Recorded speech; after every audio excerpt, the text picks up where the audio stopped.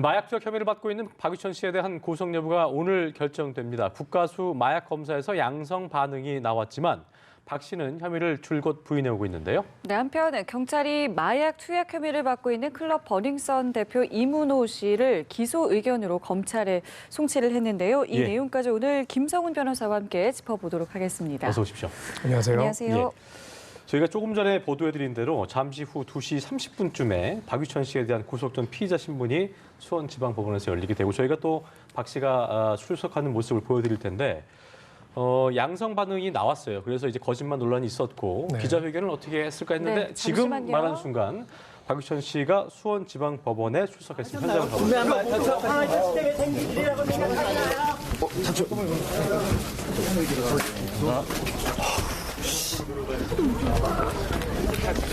그냥 다 대답 안 하고. 예, 대답 안 했어요. 됐다. 예. 이렇다 할 말 없이 그런 모습을 양아치네. 왜들 꼬이고 왔대? 아무 말도 안 했어요. 아무 말도 안 했어요. 질문을 똑같이 했어요. 세 개 다 박유천 했어요. 씨 오늘 구속 전 피의자 신문을 받기 위해서 수원지방법원에 조금 전에 출석한 모습이었습니다.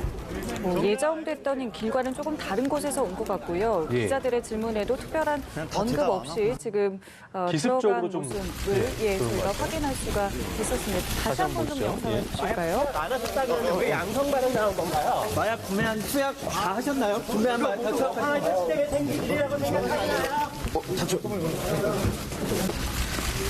마약을 구매했느냐, 투약을 했느냐, 여러 가지 질문을 했습니다만 전혀 특별한 언급 없이 바로 지금 들어가는 모습을 보실 수가 있습니다. 그렇습니다. 저희가 일단 그 검찰 조사, 경찰 조사도 마찬가지겠습니다.만 조사 1차 조사 때 이후에는 저렇게 계속 그냥 밀고 들어가고 아무런 말이 없었는데 저희가 모습 한번 보시고 대담을 이어가겠습니다.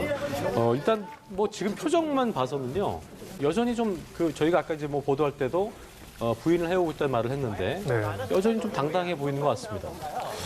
사실 이런 연예인 마약 범죄가 밝혀져서 수사, 기소, 영장, 실질 심사까지 가는 경우에 대부분의 연예인들이 어느 정도는 사실을 인정을 하는 약간 경향성을 체념하는 모습일 수도 보여줬죠. 있고요. 더욱이 이제 국가수 검사 결과 양성 반응이 나왔음에도 불구하고 그랬고요.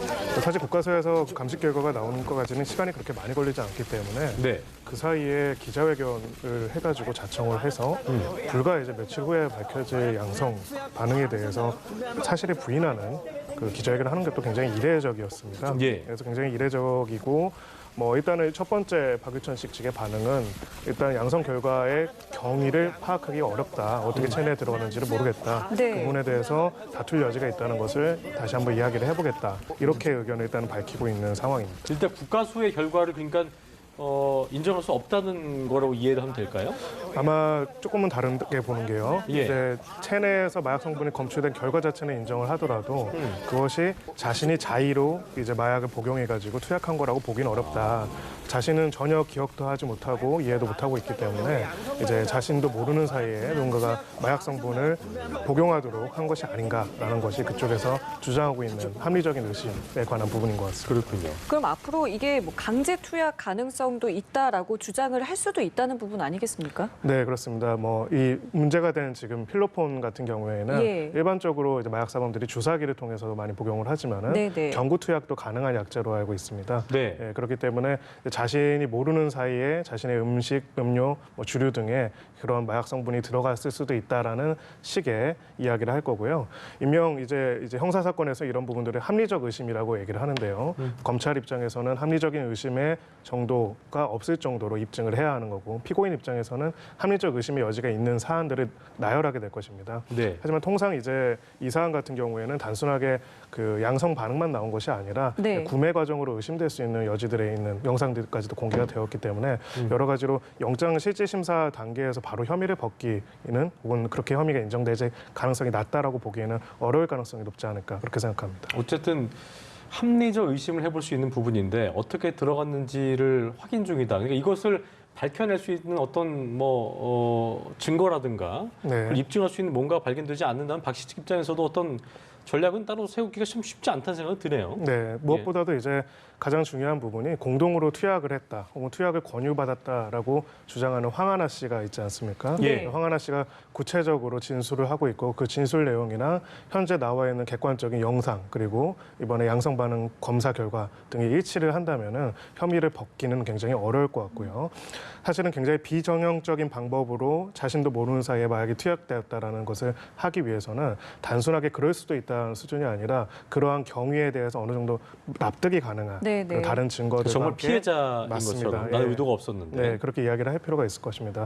그리고 이제 이 필로폰은 다른 마약에 비해서 중독성이 굉장히 강한 마약에 속합니다. 네. 그래서 본인도 모르게 일회적으로 한번 들어가서 양성 반응이 나온 것뿐만 아니라 여러 차례 가서 복용이 됐다는 부분들이 다른 증거들을 통해서 입증이 된다면은 그렇게 비임의적으로 자신의 의사 상관없이 복용했다는 주장이 인정되기는 조금 어려워 보이지 않나 그렇게 생각합니다. 네, 예. 짚어주신 것처럼 지금 보도되는 내용에 따르면 이게 한 번이 아니라 여러 차례에 걸쳐서 투약을 했다라는 것들이 나와 있기 때문에 예. 박유천 씨의 입장에 이 주장이 좀 설득력이 있으려면은 글쎄요, 뭐 이전에도 이제 왜 황하나 씨와 대질신문 가능성에 대해서도 저희가 좀 얘기가 있었는데 그런 부분도 좀 가능성을 좀 고려할 수 있을까요?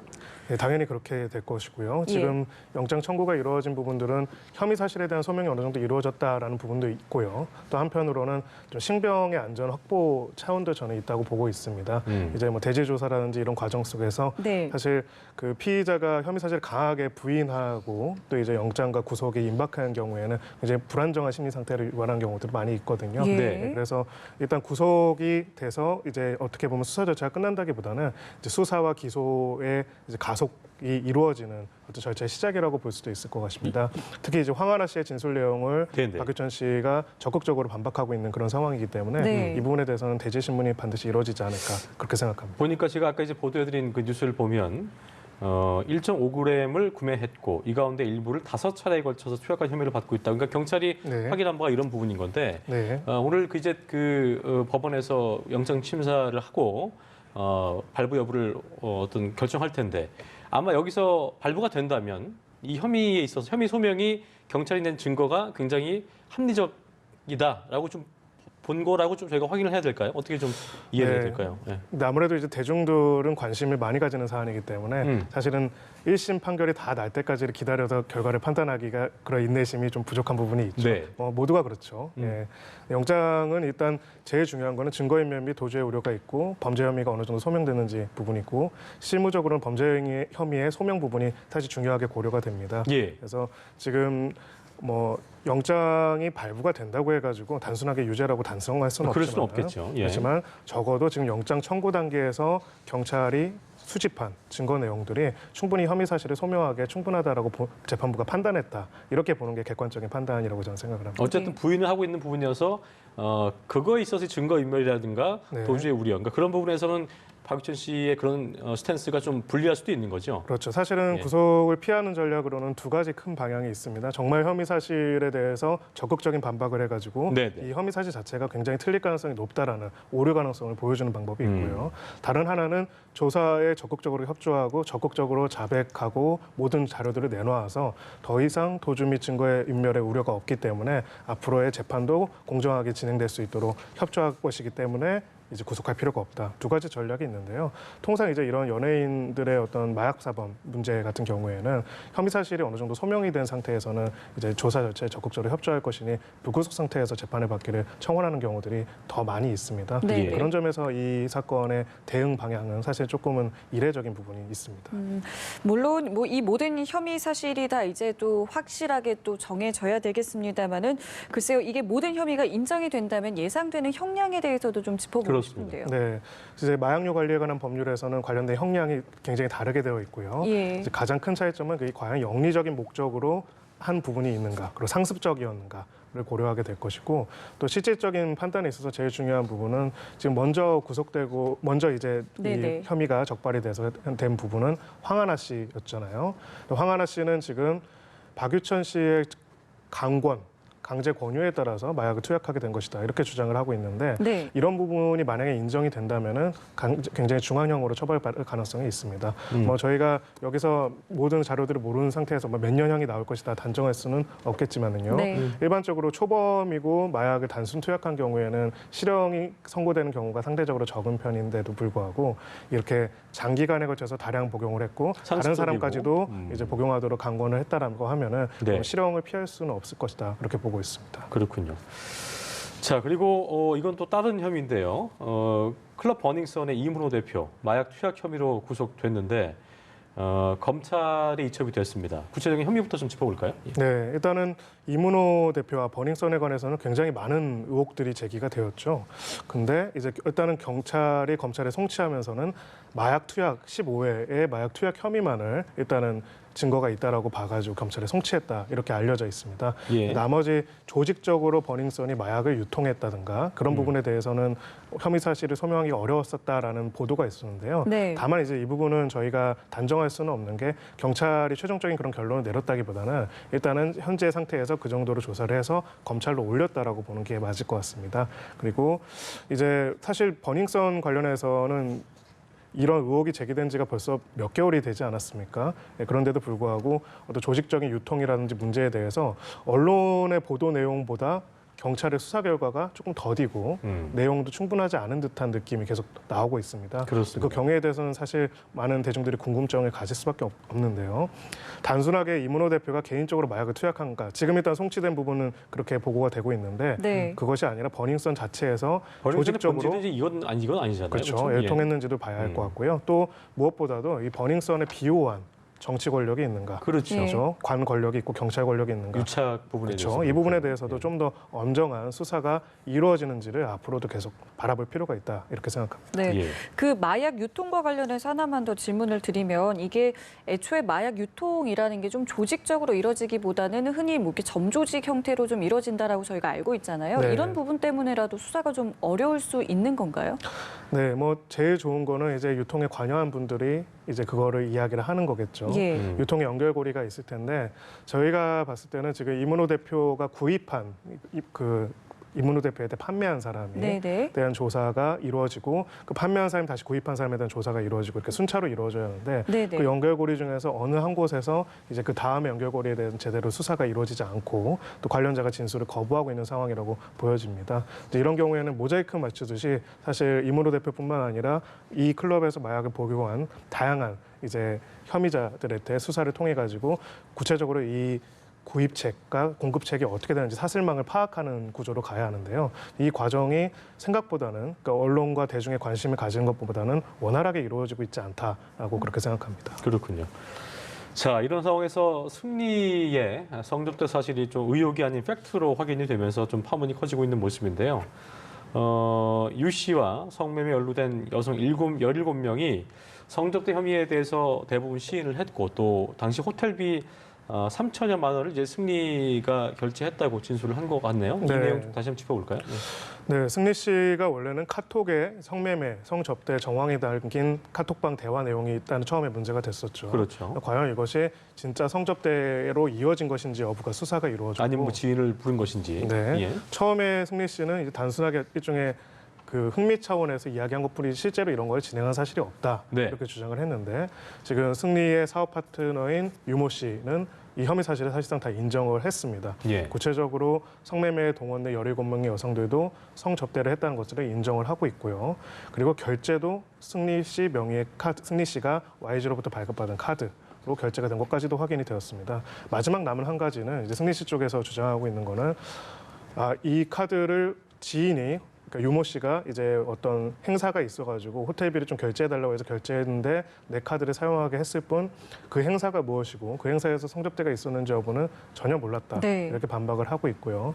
그 마찬가지로 이 부분에 대해서는 그러면 경찰의 수사력이 과연 이런 성접대 사실을 유모 씨만 알고서 승리 씨는 그냥 카드만 빌려준 것인지 아니면 실제로 이런 것을 했는지를 보게 될 텐데 사실 이 카톡 대화가 없다면은 그러한 주장도 합리적인 의심의 여지가 있는 것으로 보여질 수가 있는데 카톡 대화에서 사실상 성접대와 관련된 언급들이 승리 씨 직접 한 부분들이 있기 때문에 이 부분은 자신이 혐의 없음을 주장하기가 굉장히 어렵지 않을까 그렇게 생각합니다. 그러니까 보통 이런 경우에 그러니까 관련자들은 모두 진술을 하고 있는데 당사자는 몰랐다라고 한다면은 말씀하신 것처럼 뭐 어려울 수는 있어요. 혐의 없음으로 가는 게 어려울 수는 있지만 계속 그런 식으로 주장을 한다면 이런 보통 조사 같은 게 어떻게 진행이 됩니까? 보통 조사가 진행되는 방법은 이제 사실 뭐 좀 강하게 말한다면 당사자의 진술은 별로 중요하지 않을 수도 있습니다. 아, 그럴 수도 있어요. 왜냐하면 본인 스스로가 이제 내가 했다라고 하는 경우들은 오히려 더 드물기 때문이죠. 물론 이제 강하게 잘못된 부분을 시인한 경우가 많지 않단 말씀이죠. 그렇죠. 주변 인물들의 증언들과 증거를 토대로 당사자를 압박해가지고 자백을 받아내는 것도 물론 중요한 거긴 하지만요. 지금 일단은 이렇게 하는 부분들을 특히 이제 아마 지금 보도되는 내용에 따르면 영장 청구를 검토하고 있다라는 보도가 나왔는데요. 이제 이런 부분들이 자기 혐의를 계속 부인하고 관련된 증거들이 어느 정도 쌓여 있음에도 불구하고 지속적으로 부인하고 있는 태도가 도주 및 증거인멸의 우려가 있다라는 점을 어떻게 보면 더 보돋아주는 그런 소명 자료로서 사용될 여지도 있다고 보여집니다. 그래서 이런 경우에는 보통 본인 진술을 먼저 받는 것도 중요하지만은요. 본인 진술이 계속 부인하는 경우에는 부인할 수 없는 증거들을 토대로 포위를 해가지고 더 이상 이제 부인하지 못하도록 만드는 그런 조사망을 좁혀간 거군요. 그렇습니다. 그래서 보통 보면은 저희가 수사 기록이나 공판 기록 보면은 초반에는 부인을 하다가 나중에 이제 증거들이 들이대면은 어쩔 수 없이 인정하고 그런 경우들이 많이 있습니다. 그 피의자 입장에서는 뭐 처음에 딱 그 깔끔하게 딱 털어놓는 게 훨씬 더 나중을 본다면 훨씬 더 낫겠다 싶은 생각이 들 때도 있겠네요. 네, 그런 부분도 뭐 양형에서도 고려가 되는 부분이고요. 알겠습니다. 자, 주제를 좀 바꿔보죠. 직권남용과 공직선거법 위반 혐의로 재판에 넘겨진 이재명 경기도지사 검찰이 구형을 했습니다. 1년 6개월이 나왔는데 혐의점에 비해서 중형으로 볼 수 있을까요? 어떻게 좀 판단을 해야 될까요? 뭐 일단은 직권남용죄 같은 경우에는 5년 이하의 징역으로 처하게 되어 있습니다. 그래서 5년 이하의 징역이고 실제로 뭐 전에 이제 김기춘 전 비서실장 같은 경우에는 화이트리스트 관련해서 1년 6개월 형을 선고받기도 했죠. 구형량이 저희가 봤을 때는 이제 이 사실이 유죄로 인정이 된다면은 지자체장이라는 공적인 지위를 이용을 해가지고 어떻게 보면 자신의 가족사를 해결하려고 했다는 점에서 굉장히 혐의가 무겁지 않습니까? 그래서 유죄로 인정된다는 것 전제로 봤을 때는 중형이라고 보기는 어렵다라고 생각을 하고요. 적절한 구형이라고 보여지고요. 다만 이제 어떻게 보면은 중간이 없을 수밖에 없는 그런 재판이 아닐까 그렇게 생각을 합니다. 그러니까 유죄로 인정이 된다면은 이제 실형까지도 나올 수도 있는 굉장히 중한 범죄가 될 수도 있고요. 뭐 아니면은 이 지사 측에서 주장한 것처럼 아예 무죄가 나올 수도 있고요. 이 두 가지가 어떻게 보면은 제로섬 게임처럼 그렇게 맞붙는 그런 재판이 될 수밖에 없다 이렇게 생각합니다. 중간이 없다고 말씀하셨는데 그렇다면은 이 1심 재판에서 핵심 쟁점을 꼽는다면 어떤 걸 좀 꼽으실 것 같으세요? 일단 직권남용죄 같은 경우에는 중간이 없을 거고요. 허위사실 공표, 공직선거법 위반 같은 경우에는 약간 판단이 달라질 수 있는 부분이 있습니다. 크게 이제 총 4가지 혐의가 있는데요. 그거를 크게 2가지로 나누면은 친형 강제 입원과 관련된 직권남용. 그것이 이제 구형량이 1년 6개월로 구형을 했고요. 그리고 공직선거법상 허위사실 유포에 관련된 부분입니다. 일단은 그 첫 번째 직권남용 관련해서 보면은 구 정신건강보건법 제25조에 따르면은 일반적으로 이제 정신건강보건요원이나 그리고 정신건강 전문의가 강제 입원 조사가 필요하다라고 강제 입원이 필요하다라고 보는 경우에 이제 지자체장한테 관련된 내용을 신청할 수가 있고 지자체장은 그거를 즉시 수리해가지고 관련된 절차를 이행하도록 그렇게 되어 있습니다. 지금 문제가 되는 거는 이렇게 이제 뭐 관할 보건소장이 고 이재선 씨죠. 이재선 씨에 대해서 어떤 정신적인 강제 입원의 필요성이 있다라는 거를 파악을 해가지고 했으면은 문제가 안 됐겠죠. 근데 이것을 이 지사 측에서 오히려 검토해봐라고 요청을 했다는 거고 이제 검찰 측의 주장은 이것을 단순한 검토가 아니라 입원할 수 있도록 해라라는 지시였다. 그 직권남용으로 보고 있고 이 지사 측은 그것이 아니라 절차적으로 한번 검토해보라는 포괄적인 지시에 불과했다라고 이야기를 하고 있습니다. 그래서 이것이 일단은 이 경위들 그리고 지시의 내용에 어느 정도 구체성이 있었고 그것이 과연 의무 없는 일을 하게 할 정도의 강요성이 있는 것이었는지에 대한 내용들이 쟁점이 될 것이고요. 그리고 지금 뭐 총 55명의 증인이 나오지 않았습니까? 근데 무엇보다도 가장 핵심 담당자인 관할 보건소장의 진술 내용에 대한 신빙성을 검토하게 될 가능성이 높습니다. 그리고 허위사실 공표 같은 경우에는 지금 명백하게 이제 뭐 유죄로서 벌금형을 처벌받은 사건에 관해 가지고 네. 지금 그것이 사실은과 다르다라는 해명을 한 부분들이 있었는데요. 이것이 이제 허위사실 유포이냐 아니면은 단순하게 유죄임은 인정을 하지만은 어떤 취지에 대해서 반박을 하는 거에 불과했느냐 이런 것들에 대해서 다툼이 있어 보이고요. 예. 이 부분에 대해서는 조금은 판단이 달라질 수도 있는. 그러니까 검찰이 일부 사실은 허위사실 유포로 보되 예. 일부 사실은 허위사실 유포로 보지 않는 그런 구조로 갈 가능성도 있다고 보여집니다. 1심 선고가 16일인데 보통 네. 선고 결심 공판 있고 나서 적정한 좀 시간인가요? 선고기간까지? 이 사건의 어떤 공판을 20차례나 했다는 거는 사실 변호사로서는 굉장히 힘든 사건입니다. 굉장히 길고 양이 많은 사건인데요. 예. 3주 안에 선고하기는 굉장히 어려운 사건임에도 불구하고 그러니까요. 그래서 여쭤본 건데. 그렇죠. 보통 일반적인 가벼운 사건들 같은 경우 통상 2주 후에 선고기를 잡는데 이제 이 사건의 전체적인 크기로 봤을 때는 굉장히 짧은 기한이라고 볼 수가 있고요. 네. 아무래도 이제 선거 사범 같은 경우에는 조속하게 판단을 내려가지고 어떻게 보면은 그 공직에 관해서 어떤 게 이루어질 것인지에 대한 예측 가능성을 확보해야 한다는 필요성이 있기 때문에 선고 기일을 좀 촉박하게 잡은 부분도 있는 것 같습니다. 알겠습니다. 네, 알겠습니다. 저희 김성훈 변호사와 함께했습니다. 오늘 말씀 고맙습니다. 고맙습니다. 고맙습니다.